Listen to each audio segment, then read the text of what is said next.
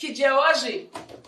Dia de aula de língua portuguesa. A professora Glaucia Anunciação aqui na LAC, nosso curso de língua portuguesa básica, né? Para nós conhecermos conceitos fundamentais, não só da gramática, como da intelecção e compreensão de textos. E hoje a nossa conversa é sobre funções da linguagem.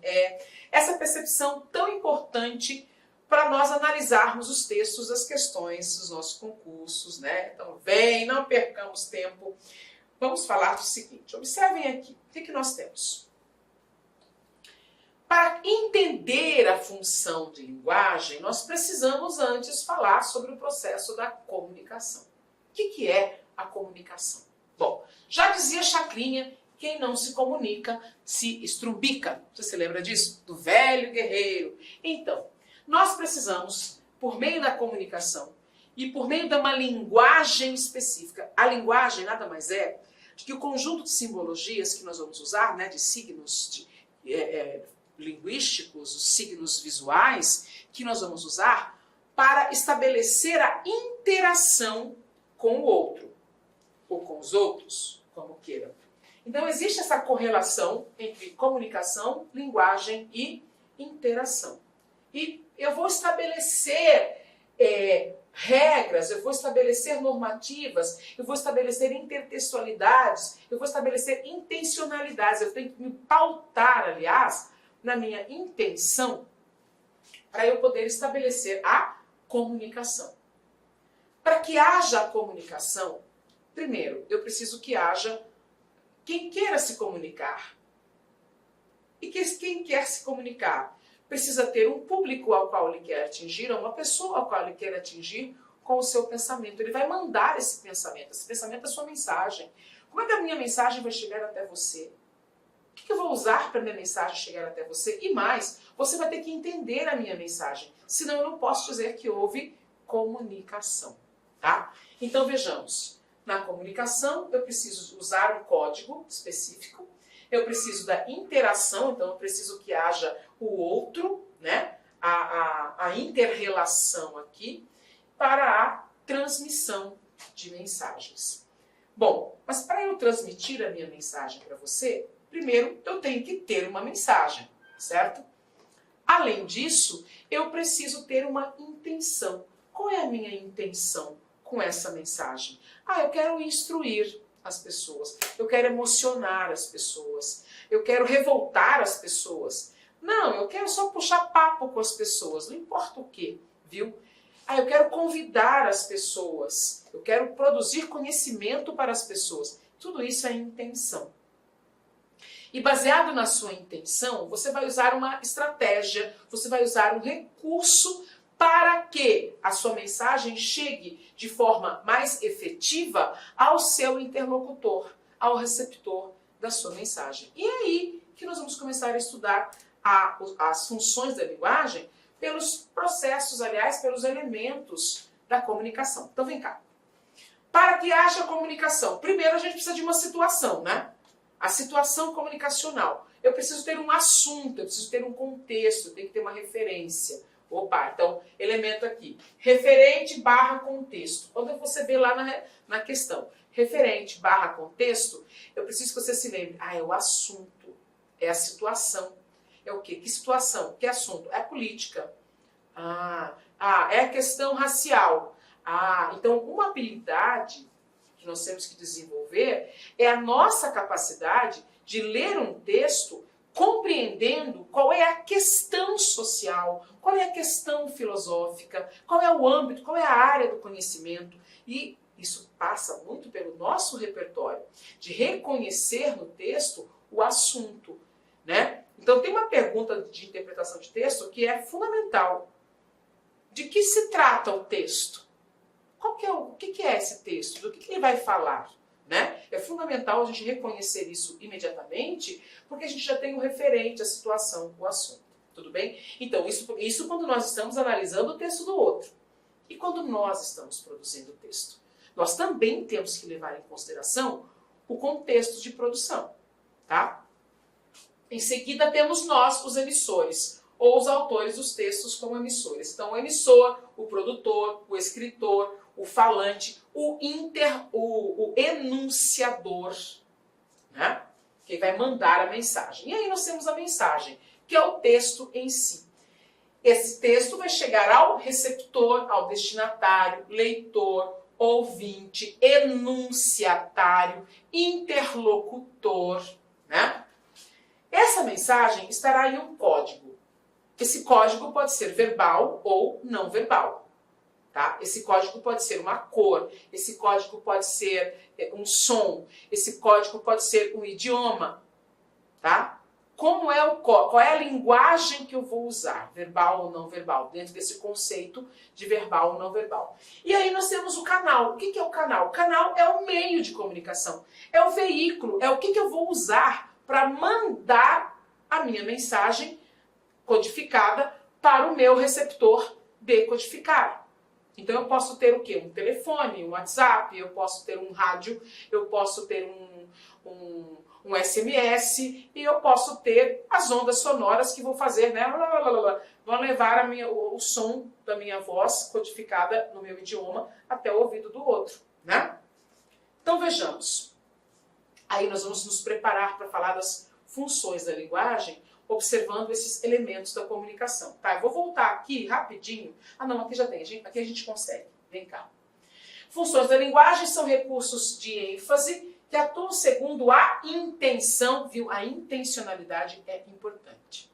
Qual é a sua intenção? E aí nós vamos discutindo isso à medida que eu apresento essas funções para você. Vem cá. Então eu tenho a intenção do produtor da mensagem, cada qual abordando um elemento diferente da comunicação. Por isso, eu comecei assim. Por isso, eu comecei assim para nós. Opa, fui longe. Aqui. Quais são os elementos da comunicação? O referente, o emissor, o receptor, a mensagem, o código, o canal. São 6 elementos. Referente, emissor, receptor, código, canal e mensagem. 6. Tá, então vem cá. E aí eu tenho essa imagem bonitinha, né?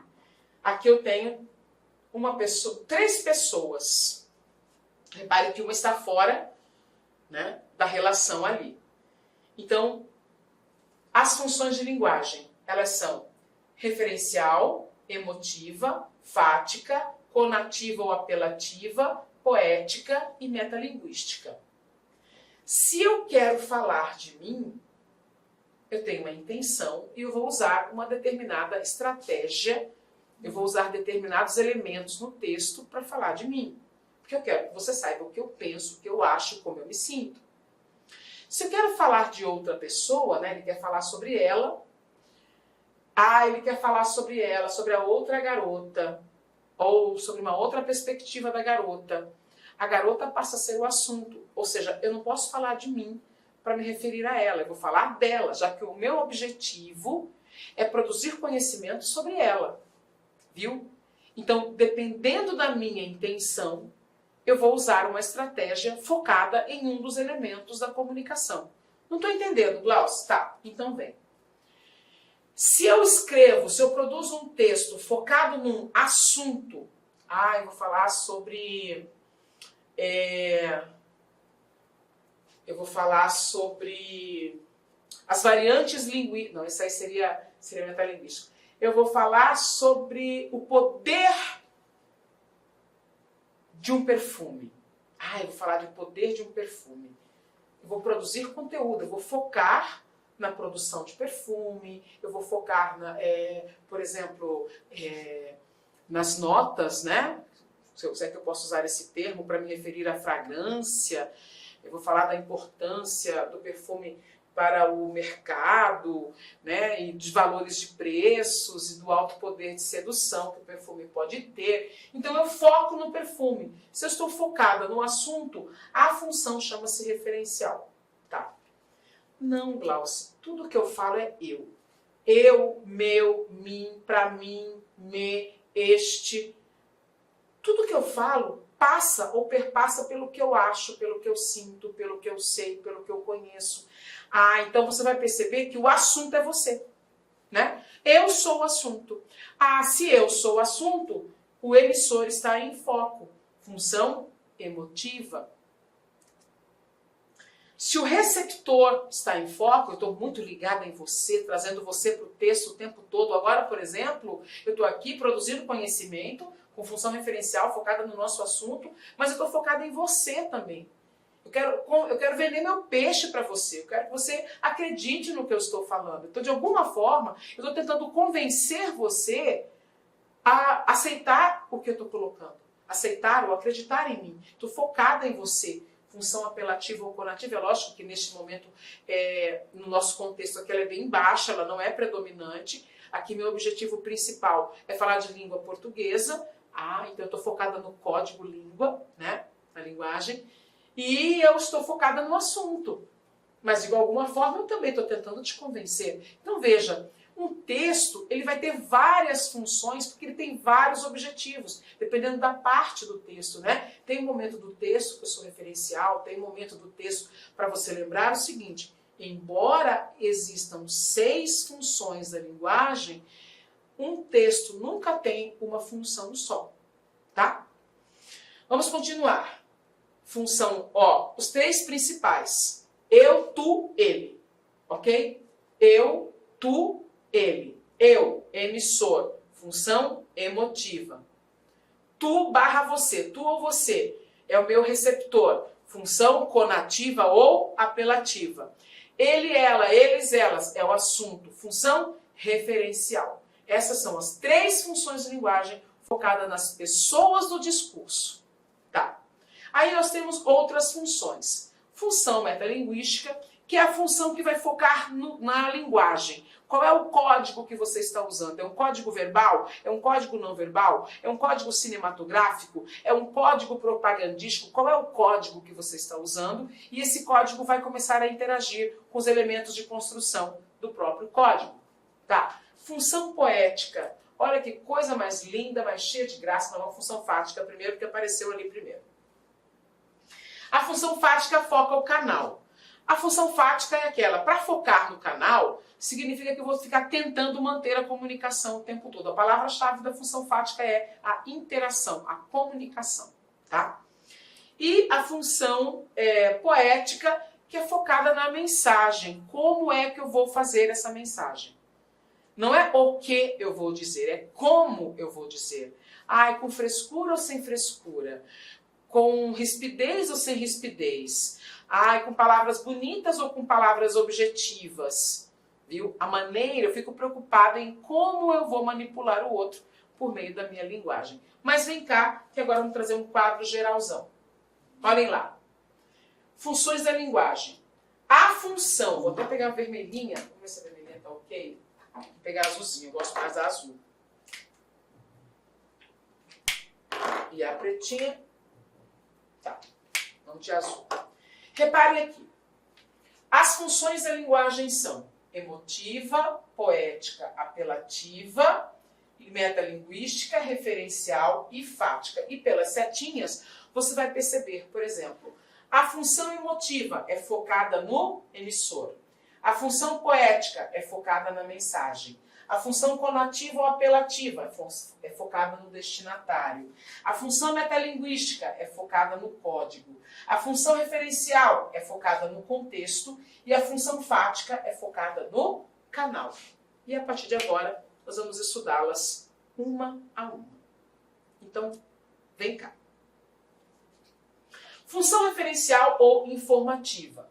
Leitura e pesquisa, comunicação globalizada, comunicação técnica. Eu vou produzir conhecimento, eu vou focar no assunto. Função referencial é usada para transmitir informações objetivas. Não passa pelo que eu acho, pelo que eu espero, não passa. É sempre focada no assunto. É essencial na leitura e pesquisa que exigem interpretação precisa da informação. Ou seja, eu vou produzir conhecimento. Você vai estudar a partir do que eu coloco para você. Então, se é para você, se é para gerar pesquisa, ora, você não vai pesquisar no que eu acho. Você vai pesquisar em fatos, não é? Em situações verídicas. Então, não dá para eu ficar colocando as minhas pessoalidades né? A menos que eu queira te convencer. E aí eu tenho uma finalidade diferente. Se a minha finalidade é produzir conhecimento, função referencial. Se a minha finalidade é tentar convencer você do meu ponto de vista ou fazer você mudar de comportamento, mudar de postura, mudar de ponto de vista, os objetivos são diferentes. Então eu vou ter funções de linguagem diferentes. Aqui é função referencial ou função informativa. Nós podemos chamar também de função denotativa. Há autores que chamam de função cognitiva. Já vou explicar essas nomenclaturas todas. Tá. Comunicação globalizada. Em um mundo cada vez mais globalizado, a função referencial é utilizada para a comunicação internacional eficaz. Por quê? Ela não vai gerar conhecimento? Então, em português ou em inglês que eu escreva, o conhecimento tem que ser o mesmo. Então, eu vou focar no assunto e não na pessoalidade. Muito bem. Comunicação técnica. A função referencial é importante na comunicação técnica, como na medicina, onde um erro pode ser fatal. Viu? Então, eu sou extremamente objetiva, por isso uma linguagem, né, denotativa, nada de metáforas, nada de duplo sentido. Eu preciso ser clara, objetiva e concisa. Repare todos esses adjetivos que eu estou usando aqui, porque eles são tradutores do tipo de linguagem que eu tenho que utilizar. Ora, se eu não posso induzir o outro a um erro ou uma duplicidade de interpretações, eu preciso usar um vocabulário preciso, uma linguagem concisa e objetiva, ok? Eu vou direto ao ponto, eu não fico fazendo rodeios, porque o que eu produzo hoje em português, com função referencial, pode ser produzido ou reproduzido em qualquer outro idioma, que se ele estiver bem escrito, não haverá problema algum, viu? Por isso, uma comunicação técnica, a comunicação diária. Agora, imagine, você é advogado, né? Você faz uma petição e não tem precisão vocabular, não usa com objetividade, não tem uma estrutura sintática concisa na produção do seu texto, você pode comprometer todo o seu trabalho. Você pode ter um trabalho e por água abaixo em razão dessa, desculpe a expressão, incompetência linguística, não é mesmo? De construir essa frase com objetividade. Por isso a função referencial ela vai exigir essas características, porque o objetivo é informar. Não é à toa que a gente chama de referencial ou informativa, tá bom? Então vem cá, próximo tópico. O que eu quero que você lembre? As características da função referencial. E aí eu trouxe primeiramente uma imagem de um jornal, olha lá, Estado não tem sistema de alerta contra catástrofes. Radar detectou o início da maior tragédia climática do país. Informação não foi usada. Tá. O jornal. O jornal, ele é representante oficial da função referencial. Tá? Tem que ser bem escrito, tem que ser em norma culta, né? Preferencialmente em norma culta, com precisão de vocabulário e tudo mais. O que nós temos como referência? Aliás, como característica da função referencial? Objetividade. Tá? É a palavra-chave para nós lembrarmos da função referencial. Ela é objetiva, tá? ênfase na informação. Não vou desviar o assunto para o ponto de vista do autor do texto. Não. O foco é a exposição do assunto. Exposição do assunto. E não posicionamento diante de um assunto. Tá. Conhecimento e esclarecimento. Lógico, para eu produzir conhecimento, eu tenho que trazer conhecimento. E aí a gente vai trabalhar com dados. Dados, pesquisas, informações, estudos, fatos concretos, fatos noticiados. Eu trabalho com a concretude da informação. Tá? A história, a geografia, a filosofia, eu vou trazer para provar para o meu leitor. Eu posso até trazer opinião de outra pessoa para o meu texto, para validar aquela informação. Mas eu, como autora, não me posiciono diante do texto. Linguagem denotativa. Nada de sentido figurativo aqui, nada de conotação, para não corrermos o risco de sermos mal interpretados. Né? Visão universal, nada de pessoalidade, tudo neutro, tudo impessoal. sem a percepção, isso aqui é quando eu estou falando da predominância de função referencial. Você não fica observando toda hora o autor do texto usando um adjetivinho, né, para deixar transparecer o que ele pensa. Existe essa imparcialidade. Preferência pela terceira pessoa. Preferência por quê? Bom, nós não vamos achar um livro que fale que eu não possa usar a primeira pessoa do plural, o nós, num texto referencial. Entretanto, a preferência é para o uso da terceira pessoa, da voz passiva, né? Foi relatado, foi falado, falou-se, notou-se, percebeu-se. Evite o sabemos, entendemos. Em vez de sabemos, entendemos, você vai colocar soube-se, entende-se, sabe-se, é notório, viu? E onde é que nós encontramos isso? Em teses, em textos jornalísticos, em textos científicos, nos livros didáticos, né? Em que nós precisamos desse tipo de linguagem informativa, né? E cognitiva, baseada no raciocínio, na lógica, na razão e não na emoção. Ok? Bom, olha esse texto, olha essa questão. A biosfera, que reúne todos os ambientes onde se desenvolvem os seres vivos, se divide em unidades menores chamadas ecossistemas, que podem ser faltou uma palavra ali, e múltiplos mecanismos que regulam o número de organismos dentro dele. Múltiplos mecanismos que regulam o número de organismos dentro dele, controlando sua reprodução, crescimento e migrações. Repare, foco no assunto. Isso aqui não é opinativo. Está falando sobre a biosfera. Predomina no texto a função da linguagem. Emotiva, porque o autor expressa seu sentimento em relação à ecologia. Não tem posicionamento do autor do texto. Fática, porque o texto testa o funcionamento do canal de comunicação. Não tem teste de canal, ele expõe o assunto. Poética, porque o texto chama atenção para recursos de linguagem. O que são recursos de linguagem? São estratégias que vão buscar sonoridade, oposições, repetições, ou seja, ele vai lançar mão das figuras de linguagem. Vão lá assistir, né, a aula de figuras de linguagem, em que eu procurei trazer o maior número possível. Função conativa, porque o texto procura orientar comportamentos. Também não. Nós temos lá função referencial, porque o texto trata de noções e informações conceituais. E aqui é para a gente fechar essa função referencial. Trata-se de noções e informações conceituais, a exposição de um assunto que vai gerar conhecimento ao receptor. Ok? Bora para frente. Agora sim, função emotiva ou expressiva. Bom, o que isso tem a ver? A função emotiva ou expressiva, ela realmente trabalha com a emoção, mas veja bem, a emoção de quem vos fala. Eu acho, eu vejo, eu penso, eu quero, eu sei. O centrado no eu. O assunto está em segundo plano. O assunto para o qual eu quero expor, né? O fato. Eu estou em primeiro plano. O que eu penso está em primeiro plano. O que nós vamos observar? A função emotiva ou expressiva, e daí eu tenho um medo, porque a gente confunde com função poética, e eu já vou deixar de cara essa diferença.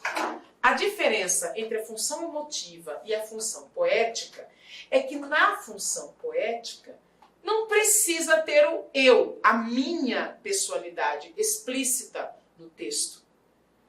Eu vou me preocupar na função poética com os recursos expressivos, com a emotividade, com os jogos de palavras, com cores, com formas, com trocadilhos, com ambiguidades, com metáforas, com ironias. Eu vou modificar a forma de expressar, eu vou sair do convencional.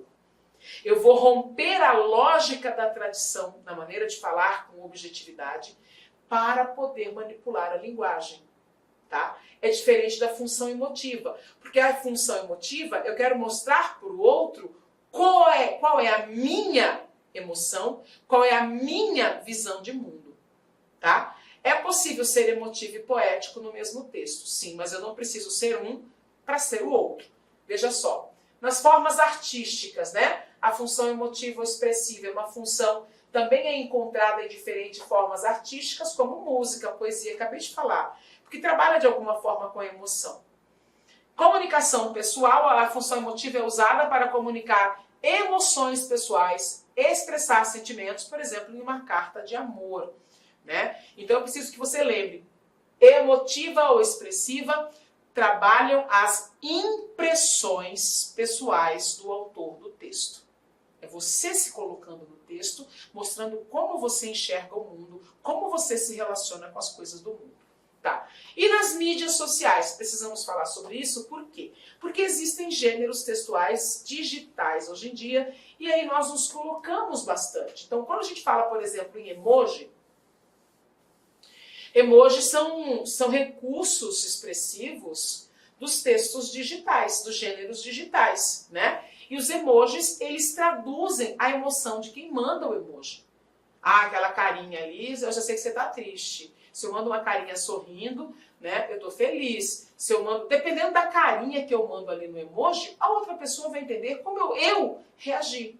Tá? Então eu não quero que vocês imaginem que essas funções são traduzidas apenas nas palavras. Eu posso ter essas funções de linguagem nas imagens também.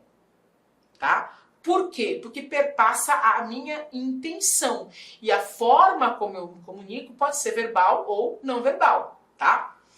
Então, nas mídias sociais, com a popularidade das mídias sociais, a função emotiva é cada vez mais usada para compartilhar sentimentos e emoções. Então, quando você está lá no Twitter falando o que você acha, o que você pensa, quando você está lá no Instagram, colocando lá como foi seu fim de semana, o que você está comendo, o que você está bebendo, para onde você está viajando, ou se posicionando acerca de um determinado assunto para conseguir um engajamento. Olha lá, você está trazendo para o eu. Então você está sim usando função emotiva ou expressiva. Uma foto sua. Por que você postou? Ah, porque eu quero aparecer. Tá vendo? Você quer aparecer. Função emotiva ou expressiva. Tudo bem? Bom, vamos falar sobre as características dessa função. Primeira coisa, né, é o uso da primeira pessoa do singular. Eu. Os pronomes e os verbos conjugados, né, os pronomes da primeira pessoa do singular, eu, os pronomes retos, né, os pronomes pessoais, eu, o oblíquo, me, mim, comigo, né, os pronomes possessivos, né, meu, minha, meus, minhas. Os pronomes o pronome demonstrativo, este, esta, isto, perto de quem fala, né? Então eu tenho essas referências nos pronomes que me permitem identificar que o foco do texto está na primeira pessoa, ou seja, está no emissor. Olha lá. Impressões pessoais, pontos de vista, opinião do emissor. Linguagem intimista. Por que linguagem intimista? Porque eu não preciso ser denotativa. Eu não preciso usar o português adequado à norma culta, eu não preciso usar o português padrão. Eu tenho o meu jeito de falar. Ah, então é uma coisa pessoal. Exatamente. É um aspecto pessoal da linguagem. Eu posso, inclusive, brincar entre os espaços do verbal, não verbal não, entre o formal e o informal. Ou eu posso escolher ser extremamente formal num determinado momento, porque me convém, e num outro momento ser completamente doidona, bem descontraída, despojada. Olha lá, foi uma escolha minha. Viram? Isso é expressividade, isso é emotividade, isso é pessoalidade e linguagem intimista, né? Trazida para a introspecção do eu. Tudo bem? Pronomes e verbos da primeira pessoa, presença de diminutivo. Olha lá que diminutivo é marca de subjetividade. Menina, vem cá, vem cá, vem cá. Você viu o sapatinho que aquela ali está usando? Ora, por que você usou o diminutivo? Porque você queria diminuir a qualidade, sim, do sapato da outra. Viu? Então é sua emoção, é a emoção do eu falando ali.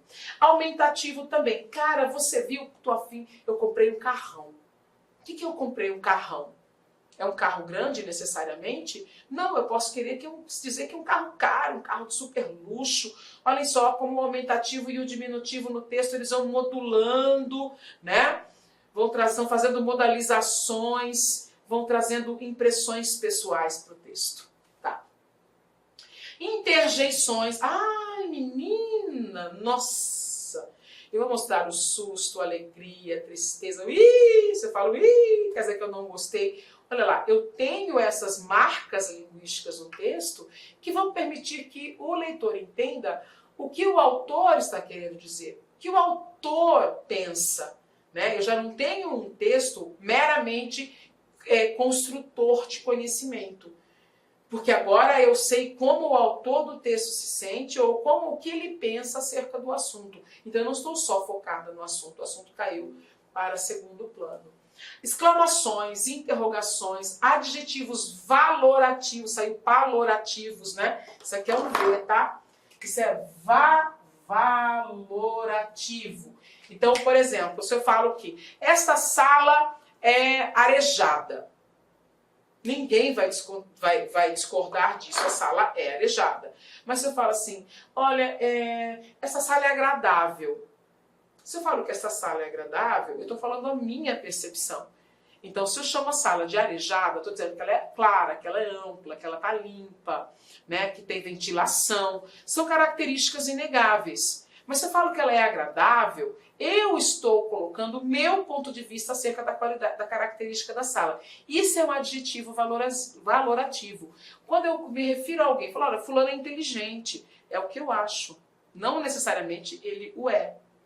Tá? Então, existem adjetivos descritivos, que eles são objetivos. Se eu falo, por exemplo, escola pública, pública é adjetivo de escola, é um adjetivo descritivo, é um adjetivo objetivo, porque não tem opinião aí. Mas olha o que eu falo, é uma excelente escola. Eu classifiquei de excelente porque é como eu vejo. Viram? Então, eu tenho adjetivos valorativos, palavras de sentido conotativo, então eu uso metáforas, mas veja bem, olha a diferença. Quando eu uso a metáfora, né, para expressar, para me expressar por uma questão vocabular, é só o meu vocabulário, eu vou usar uma metáfora. Gente, a aula tá bombando. Tá, por que eu falei a aula tá bombando? Por que eu usei essa figura de linguagem? Porque eu não quis falar que ela está muito boa, porque seria muito chato. Olha lá, eu estou fazendo as minhas escolhas, isso é pessoal, isso é uma linguagem intimista, então é marca de função expressiva ou emotiva, tudo bem? Subjetividade, olha o contraste com o que a gente acabou de ver de função referencial. A função referencial, ela tem objetividade. A função emotiva expressiva, ela vai apresentar subjetividade, exatamente por ela perpassar toda a emoção, o sentimento, as impressões pessoais do emissor. Tá? Aí ela está presente, a pessoalidade, a parcialidade, visão intimista, né? Presente em textos líricos, autobiografias, depoimentos, relatos, memórias, cartas pessoais, entrevistas, né, quando uma pessoa se posiciona a respeito de um tema. E aí eu trouxe um texto para nós. Olha só, isso foi um post, né, porque a gente falou de gêneros digitais. Olha lá. O esmalte da minha unha não dura 3 dias. Meu cabelo é revoltado. Isso aqui não é sobre mim, não, tá? Adoro falar gírias tipo véi.